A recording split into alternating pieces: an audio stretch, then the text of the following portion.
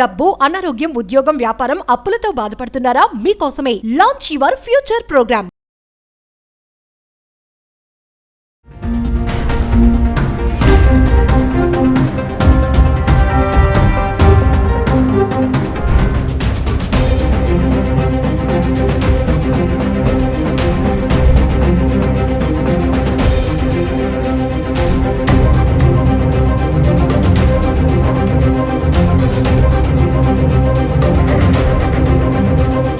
నమస్తే, welcome back to Suman TV. ప్రస్తుతం మనతో పాటు ఉన్నారు సీనియర్ పోలీస్ ఆఫీసర్ రెడ్డన్న గారు. సార్తో మాట్లాడదాం.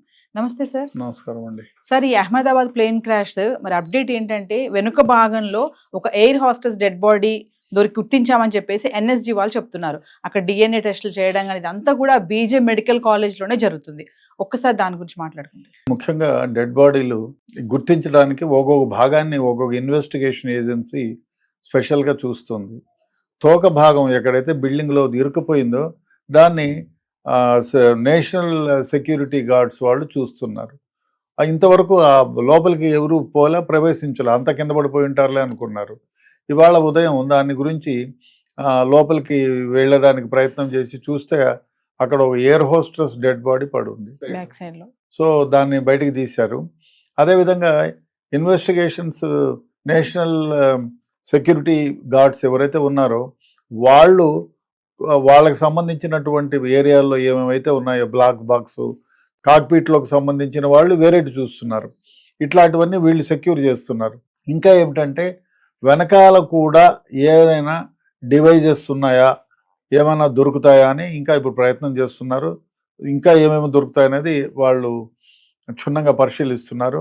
అదేవిధంగా ఇక్కడ డెడ్ బాడీస్ ఎవరైతే చనిపోయిన వాళ్ళు ఉన్నారో వాళ్ళ రిలేటివ్స్ దగ్గర నుంచి బ్లడ్ కలెక్ట్ చేసి ఇక్కడే ఒక ల్యాబ్ను పెట్టి డిఎన్ఏని కలెక్ట్ చేసి దాన్ని డిఎన్ఏ మ్యాచింగ్ చేస్తున్నారు. మ్యాచింగ్ చేసి అది గుర్తించి ఆ విధంగా డెడ్ బాడీని వాళ్ళు హ్యాండ్ ఓవర్ చేస్తున్నారు. అదే ముఖ్యంగా ఇంకో విషయం ఏమంటే బ్లాక్ బాక్స్ కు సంబంధించి ఒకటి దొరికింది మనకి. ఆ బ్లాక్ బాక్స్ లో ఇప్పటికి అనలైజ్ చేస్తున్నారు. మనకి ఇంత క్రితం ఈ బ్లాక్ బాక్స్ని క్రోడీకరించాలంటే ఇతర దేశాలకు పంపించి చేసేవాళ్ళు. మన ఏప్రిల్ 12వ తారీఖు అనుకుంటా, 12-10 రామ్మోహన్ నాయుడు ఈ ప్రాజెక్ట్ని ఓపెన్ చేశారు. అది ఫస్ట్ టైం ఇండియాలో ఈ బ్లాక్ బాక్స్ని మనమే డీకోడ్ చేస్తున్నాం. అందుకు అక్కడికి తరలించారు దొరికిన బ్లాక్ బాక్స్ని, దాన్ని డీకోడింగ్ చేస్తున్నారు. ఇప్పటికి ఆల్రెడీ కొంతవరకు ఆ డీకోడింగ్ అంతా కూడా బయటకు వచ్చింది. అతి ముఖ్యంగా ఇంకోటి ఏమిటంటే డెడ్ బాడీని గుర్తించడం చాలా చాలా అంటే డిఎన్ఏ కూడా దొరకనంత దరిద్రంగా కాలిపోయాయి అన్నమాట. ఎందుకంటే ఆ విమానంలో దగ్గర 1,25,000 లీటర్ల ఎయిర్ ఫ్యూయల్ ఉంది. ఆ ఫ్యూయల్ ఎంత అంటే ఒకసారి అంటుకుంటే 1000 degrees Celsius వేడి ఉంటుంది. దానివల్ల చార్కోల్ అయిపోయినాయి బాడీలు. ఆ విధంగా ఆ డెడ్ బాడీలో నుంచి తీసిన పదార్థాలని చెక్ చేయాలంటే కూడా కష్టంగా, డిఎన్ఏ చెక్ చేయాలంటే కూడా కష్టంగా ఉంది. ఆ ప్రక్రియ జరుగుతూ ఉంది. చాలా డెడ్ బాడీస్ చాలా చాలా ముక్కలై ఎక్కడెక్కడో పడిపోయినాయి. అదంతా కూడా కలెక్ట్ చేస్తున్నారు. ఇంకోటి ఇప్పుడు కొత్తగా ఈ అమ్మాయి దొరికింది కాబట్టి ఇంకా ఇటువంటి శరీరాలు ఏమన్నా దొరుకుతాయా అంటే డెడ్ బాడీ కరెక్ట్గా అంటే యాజ్ ఇట్ ఈజ్ పొజిషన్లో ఉండి, సో అది ప్రయత్నం చేస్తున్నారు. అదేవిధంగా హాస్టల్లో కూడా కొన్ని డెడ్ బాడీలు పడినాయి. అంటే ఎయిర్క్రాఫ్ట్ లో డాక్టర్లే కాకుండా ప్యాసింజర్ కూడా దొరుకుతున్నాయి ఇప్పుడు. సో ఆ విధంగా కూడా వాళ్ళ డిఎన్ఏను కలెక్ట్ చేస్తున్నారు. డిఎన్ఏను కలెక్ట్ చేసి ఒక్కొక్క డెడ్ బాడీని వాళ్ళకి హ్యాండ్ ఓవర్ చేస్తున్నారు. ఇంకా ఈ ప్రక్రియ జరుగుతూనే ఉంది. ఈ 24/7 ఈ ప్రక్రియ జరుగుతోంది. ఎక్కడ హాల్ట్ ఇవ్వాల 3-4 బ్యాచెస్ కింద పెట్టి ఈ డిఎన్ఏ కలెక్షన్లు చేస్తున్నారు, దాన్ని గుర్తిస్తున్నారు. అంటే ఇప్పుడు ఈ బ్లాక్ బాక్స్ లో కూడా ఈ వాయిస్ రికార్డ్ అయింది అంటున్నారు కదా, ఇది కీలకమని చెప్తున్నారు కదా. అందులో వాళ్ళు ఎవరైతే ఈ కెప్టెన్ సుమిత్ ఉన్నారో ఆయన వాయిస్ కూడా రికార్డ్ అయిందంట.